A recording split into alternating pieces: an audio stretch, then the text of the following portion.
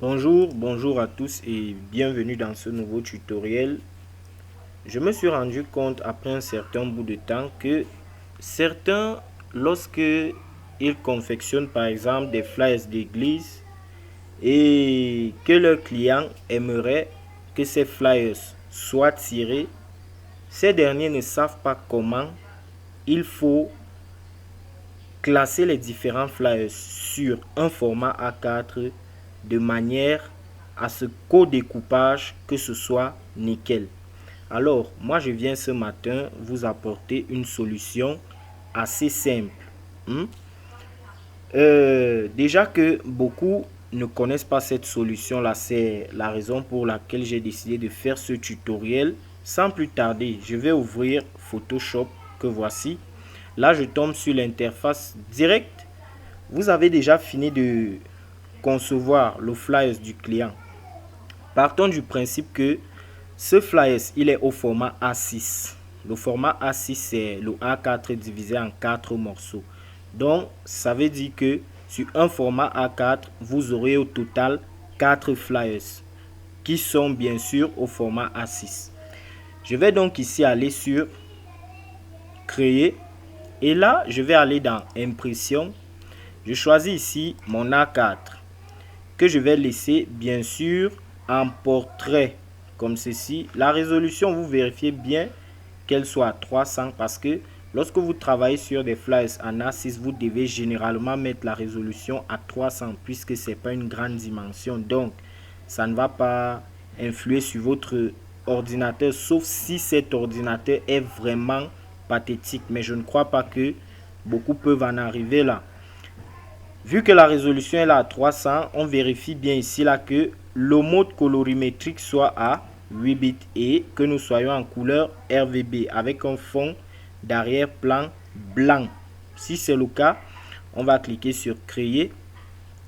Maintenant, lorsque vous avez cliqué sur créer comme ceci, vous devez savoir que lorsque vous allez classer vos différents flyers sur votre format A4 et que par exemple c'est une machine qui doit découper ces flyers là, il est, je dis bien primordial, d'avoir des mêmes dimensions de chaque côté de votre format ainsi que au milieu de votre format à la verticale comme à l'horizontale. Je vais donc vous montrer la technique que moi j'utilise généralement pour pallier au problème d'alignement des flyers sur format A4. Je vais donc ici aller dans le menu affichage et là je vais venir choisir ici nouvelle disposition des repères. Tac.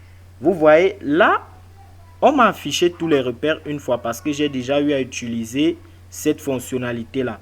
Mais je crois bien qu'au départ, on ne va pas vous afficher les marges, on va vous afficher les colonnes et les rangées. Et je pense bien, les nombres ici seront à 8, ici ce sera également à 8. Sachez que ces paramètres-ci, on les utilise aussi lorsqu'on aimerait classer nos différentes étiquettes qui vont passer à la machine. Voilà. Si votre colonne ici, le nombre est à 8, vous devez mettre à 2. Ici, la rangée, si c'est à 8 également, vous devez mettre aussi à 2. Vérifiez que la gouttière contenue au niveau des colonnes est égale à la gouttière contenue au niveau des rangées. C'est très important. Là, je constate, moi j'ai 0,067 pixels. Ici, c'est pareil. Ça veut dire que c'est bon. Maintenant, je vais décider ici d'activer mes marges. Les marges, ce sont les zones qui vont rester en bordure de mon format et que la machine qu'on appelle encore découpeuse va prendre en charge lors de la découpe de mes flyers. Lorsque j'ai donc fini de cocher tous ces différents paramètres-ci, vous constaterez ici que les marges également sont égales à mes gouttières. On a 0,67 ici partout. Donc ça veut dire que c'est nickel. Si la dimension était différente au niveau des marches et des gouttières, vous devriez normalement égaliser ces dimensions-là pour qu'elles soient pareilles partout. Et là, si c'est déjà le cas, on peut cliquer sur OK. Maintenant que c'est fait, je vais donc de ce pas aller chercher le flyers que j'avais déjà réalisé et venir déposer sur mon plan de travail. Tac. Je porte le flyers ici. Je viens, je dépose. Là, pour pouvoir bien ajuster mon flyer, je vais commencer par zoomer. Je maintiens Alt enfoncé de mon clavier et je me repère à partir de ma souris sur la zone que j'aimerais zoomer. Et là, je roule juste la molette de ma souris. Maintenant, je me déplace. Sachez que pour ceux qui ne savent pas comment on se déplace sur l'espace ou encore le plan de travail, au lieu d'utiliser la navigation comme certains le font souvent, le moyen le plus facile de se déplacer, c'est de maintenir la barre d'espace enfoncée. Là, vous constatez la main apparaît et là, vous faites un clic gauche enfoncé. Vous voyez, vous pouvez vous déplacer sur votre écran sans problème. Je vais donc porter ici mon flyers et je place ça net au niveau de la marge ici. Là, vous constaterez ici qu'il y a problème. Mon flyers traverse cette marge ici. Or, j'aimerais qu'il s'ajuste là. Voilà. Vu que mon flyer s'est déjà ajusté à ce niveau, maintenant je vais venir ici au centre. Je maintiens Shift, clic gauche, je ramène ça sur mon tracé. Si c'est fait, je vais dézoomer et je vérifie les 4 côtés. Là, je constate que mon flyer il est déjà bien aligné. Je me réajuste à mon plan de travail. Je fais OK. Là, je vais me placer sur le flyers. Je maintiens Alt sur le flyers. Puis, je maintiens Shift. Et là, je fais un cliquet gauche, glisser pour que le flyers il reste aligné. Là, lorsque j'ai bien aligné les deux, tac, je peux lâcher. Je zoome ici pour voir si je suis bien aligné. Là, je constate que je suis bien aligné.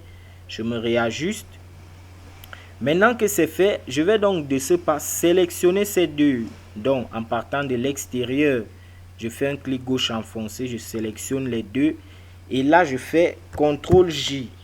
Lorsque j'ai fait CTRL-J, vous allez constater des 4 côtés de vos deux flyers, on va vous afficher des points. Ces différents points-là, on les appelle des options de transfert. Voici là on les active et qu'on les désactive ici.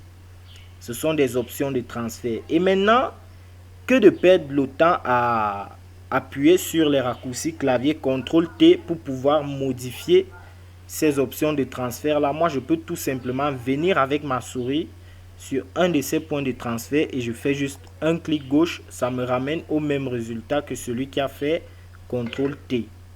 Voilà également une petite astuce assez rapide. Maintenant que j'ai fait ça, je vais juste me tenir sur l'un des flyers. Je maintiens Shift, clic gauche et je descends avec, ce qui fait en sorte que je reste toujours aligné. Je me rassure de bien ajuster. Tac. Dès que c'est fait, c'est bon. Là, vous constaterez, oui. Là, vous constaterez que les 4 flyers, ils sont déjà très bien ajustés. Maintenant que c'est très bien ajusté, je peux juste faire les vérifications de dernière minute avant l'impression.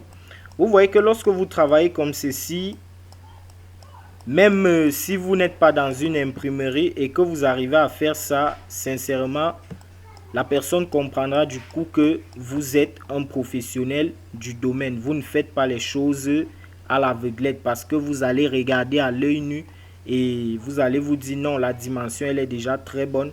Or, lorsqu'on veut faire de bons tirages, voilà comment est-ce qu'on procède. C'est une technique qui s'applique sur tout ce qui est impression. Je dis bien tout ce qui est impression.